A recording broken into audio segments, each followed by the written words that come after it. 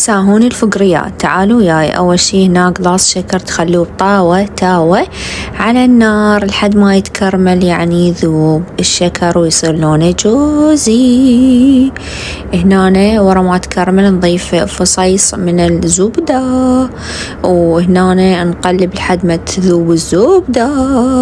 وبعدين تجيبون فستق عبيد تخلوه على ساهون الفقريات مال جيل الثمانينات والتسعينات. هاي هنا كانت عندهم الأكلة فتشي. هنا تقلبوا كل زين لحد ما يمتزجن سوا.